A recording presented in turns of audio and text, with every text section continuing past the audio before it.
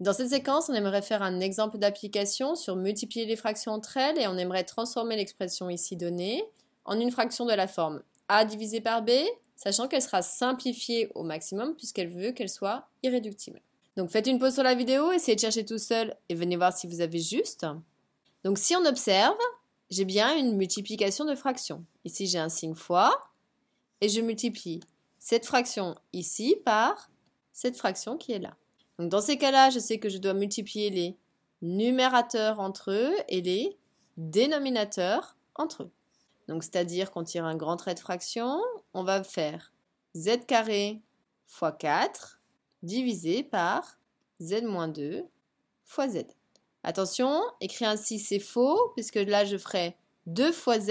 Or en fait ici on me disait que c'était tout le dénominateur de la première fraction qui doit être multiplié par z. Donc obligation de mettre des parenthèses pour que tout ce nombre soit multiplié par lui. Ensuite, toujours on se souvient, avant de calculer, on doit simplifier. Ça veut dire que si j'observe, qu'est-ce que j'ai le droit de simplifier? Déjà, je vérifie bien que j'ai bien des multiplications. Ici et ici, j'ai des multiplications. Est-ce qu'on aurait des éléments communs? Eh bien, presque. Ici, j'ai un z, alors qui est au carré, mais ici, j'ai aussi un z. Attention, je n'ai pas le droit de simplifier tout de suite, parce que celui-là, il est au carré. Donc, qu'est-ce que ça veut dire? Si on transforme bien, donc peut-être que vous pouvez le faire rapidement si vous avez compris, si vous avez besoin de détailler, prenez le temps de détailler. On va transformer le z carré qui est ici en z fois z. Je recopie le reste, sans oublier personne, bien évidemment. Et donc si on observe maintenant, effectivement, je vais avoir le droit de simplifier.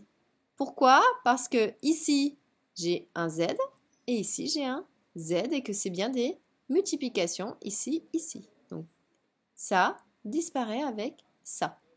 Ici, je n'aurai pas le droit de simplifier le z là avec celui-là parce que là, il y a une soustraction. Je n'ai le droit de simplifier que lorsque j'ai des multiplications. Que va-t-il me rester?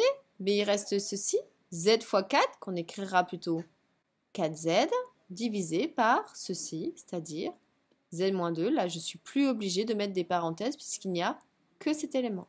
Donc voici la fraction irréductible attendue.